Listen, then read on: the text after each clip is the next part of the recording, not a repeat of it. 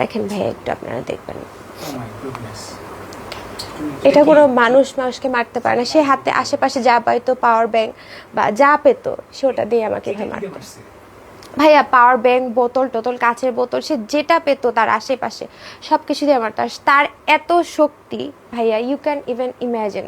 সে drug করে থাকে তো, তার এত শক্তি কীভাবে আসে আমি জানি না। সে আমাকে অনেক বাজেভাবে মারতো। এই যে আমার হাত ভেঙে দিছে ভাইয়া, আমার হাতের 2 আঙ্গুল এভাবে মুচড়ে ভেঙে দিছে। আমি একটা সুস্থ মানুষ, আমার হাত আমার চোখের সামনে আমার আঙ্গুলগুলো এভাবে ধরে এভাবে মুচড়ে ভেঙে দিছে। আমাকে গলায় চাপ দিয়ে আমার গলায় ফেনা বের করে দিয়েছে। 4টা মাস, আমি বললাম না, প্রত্যেকটা দিন আমি মৃত্যুর স্বাদ পেয়েছি ভাইয়া। 4 মাসে আনুমানিক ভাইয়া আমি তো হিসাব করিনি, বাট আপনারা যদি চিন্তা করেন কত হবে। 4 মাসে 1 মাসও মনে হয় আমরা ভালো ছিলাম না ভাইয়া, কারণ সে বিয়ের পরে সে ভেবেছে যে আমার আগে বিয়ে আছে, আমি মিডিয়া ফেস করব না, আমি কাউকে কিছু বলবো না, আমি তার এসব অত্যাচার সহ্য করেই যাব। আর আমি যখন কাউকে বলতে নিতাম, আমার বাপ মাকে বলতে নিতাম, তখন সে আমাকে বলতো সে সুইসাইড করবে। সে প্রতি মুহূর্তে আমাকে সুইসাইডের ভয় দেখাইতো। আচ্ছা আপু, এখন বর্তমান কি চাচ্ছেন আপনি?